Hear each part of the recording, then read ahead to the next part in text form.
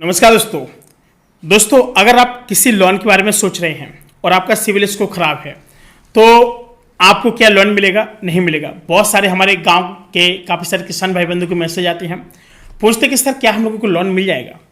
तो साथ में आपको बता दूं कि लोन इतने आसानी से तो नहीं मिल पाता है। लोन के लिए सारी प्रोसेस करनी पड़ती है और सारे डॉक्यूमेंट्स लगते हैं, जैसे आपका आधार कार्ड हो गया, पैन कार्ड हो गया, पासबुक हो गई है, फोटो हो गया, आपका थंब प्रेस हो गया, थंबनेल हो गया, यानी जो थंब करते हैं मतलब अंगूठा, और साथ ही आपका क्या कि पासबुक की फोटोकॉपी आपकी लगेगी, पैन कार्ड, आधार कार्ड, ये सारी चीज़ आपकी लगेंगी और आपका रजिस्टर्ड मोबाइल नंबर एक होना चाहिए ताकि सारी अपडेट आपको मिलती रहे। अब जैसे सरकार की तरफ से कई सारी पेंशन वाली चीज़ें आती रहती है कि आपको ये वाली पेंशन मिलेगी, आपको लोन नहीं लेना, जैसे कई सारी सरकार की तरफ स्कीम आती है, आप पेंशन लीजिएगा, अगर लोन वाली स्कीम आती है तो लोन लीजिएगा। फिलहाल आप लोन को क्यों छोड़ेंगे? सरकार की तरफ से कोई स्कीम आ रही है आपको बिजनेस करने के लिए, धंधे करने के लिए, दुकान डालने के लिए, मुद्रा लोन आ रही है, किसान लोन आ रही, कई सारी प्रकार की आ रही है, किसान क्रेडिट कार्ड हो गया, कई तरह के क्रेडिट कार्ड बनते हैं। ठीक है, अब बात आती है कि जैसे मुद्रा लोन की आती है कि सर मुझे लोन लेना है, मुझे लोन नहीं मिल पा रहा और मेरा सिविल स्कोर बहुत खराब हो चुका है। सरकार ने कहा था कि अगर हम आपको कुछ पैसे देते हैं तो आपसे अनुरोध है कि जो आप पैसे दिए हैं आपको, आप बिजनेस करके चुकाते जाइए। लेकिन आप लोग क्या करते हैं, पैसे नहीं चुकाते हैं तो आपका सिविल स्कोर डाउन होने लगता है। बात समझिएगा। अब बहुत सारे लोग बोलते हैं कि सर अगर हमारा इस तरह से सारा कुछ काम चला तो फिर हमारा क्या होगा। मैं आपको बता दूं ना कि अगर आपका कुछ इस तरीके से काम चल रहा है कि जैसे मुझे पैसे तो मुझे मिल गए, लोन मिल गए और मैंने सरकार का जो पैसा है बैंक में वापस जमा करना शुरू नहीं किया है, तो आपको इस कंडीशन में क्या करना पड़ेगा, आपको वो बैंक में जो आपने लोन लिया ना वहां पर आपको धीमे धीमे पैसे को जमा करना पड़ेगा, धीमे धीमे करनी पड़ेगा। अगर आपने पैसे जमा नहीं किया, आप लोग सरकार की दूसरी लोन आई है, लोन स्कीम आई है, आपने लोन लेने के लिए गए, अप्लाई करने के लिए गए, आपको मैनेजर ने बोला कि सर आपको जो पिछला बकाया है उसका क्या करेंगे। सर ऐसे करेंगे ना, हम इस वाले लोन से चुका देंगे सर, पिछला भी और अभी का भी। चलो कोई बात नहीं, एक बार मान गए मैनेजर साहब, उनका चलो कर देते हैं, किसान आदमी चलो कर देते हैं, बेचारा चुका ही दिएगा। और होता क्या कि आपका सिविल स्कोर खराब होता जाता है, पिछली बार भी नहीं दिया, इस बार भी नहीं दिया।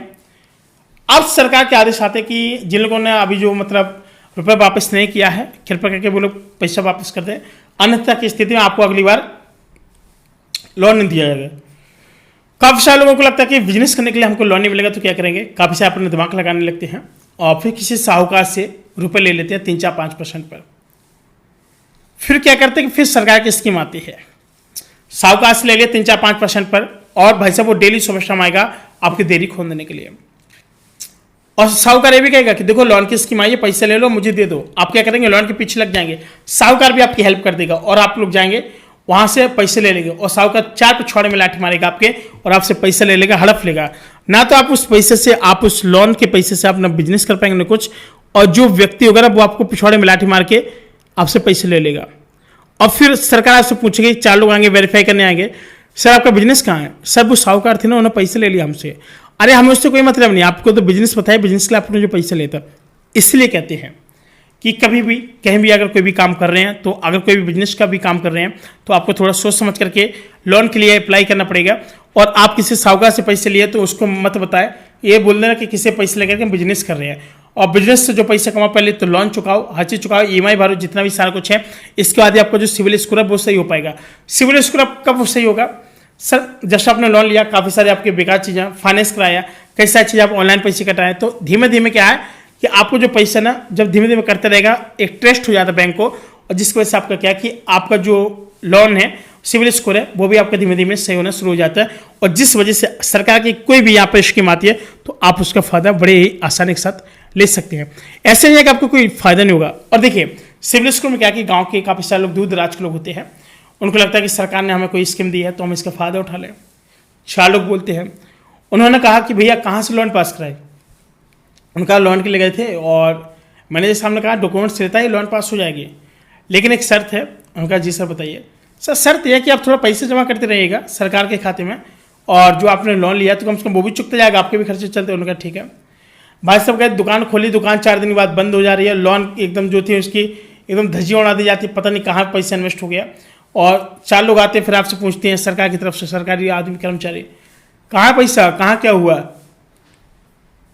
सर ये हो गया, सर वो हो गया। अरे कहाँ क्या हो गया, मतलब काफ़ी सारे तामझाम दंड होते हैं, लेकिन फिलहाल आपको बता दें कि सरकार इतना परेशान नहीं करती है उनको, किसानों को। लेकिन बात यह ना कि फिर जो अगली बार जो लोन आती है ना, फिर किसान आदमी उस चीज़ के लिए हकदार नहीं होता है। और जब सिविल स्कोर खराब हुआ तो फिर लोन किस चीज़ की मिलेगी? बिल्कुल नहीं मिलेगी। इसलिए अपने सिविल स्कोर का मेंटेनेंस करके रखें ताकि आपको इन फ्यूचर टाइम कोई भी ऐसा प्रॉब्लम ना हो। लोन लेना है, साहूकार से मिलना है, साहूकार से आप लोग रुपए ले रहे हैं, पता चले लोन का पैसे लेकर साहूकार को दे रहे हैं, तो गलत बात होती है। साहूकार का पैसे कभी मत लें, आप लोग बैंक से लोन लें, उसी लोन का पैसा आप लोग बैंक में चुकाएं, बिजनेस अपने बिजनेस करें। इसमें आपको कुछ 50% की छूट भी मिल जाती है। कई बार तो आपको ना 90% तक की छूट मिल जाती है, 10% देना पड़ता है। सरकार की स्कीम होती है स्पेशली किसान भाई बंधुओं के लिए। अब बहुत सारे किसान लोग क्या सोचते हैं कि जैसे हमको लोन नहीं मिली है, हम क्या करें कि किसी से पैसे ले लें और जब लोन मिलेगी दे देंगे। तो यहाँ पर जो बंदे होते हैं ना गांव देहात के, वो फंस जाते हैं, बहुत बुरी तरह फंस जाते हैं।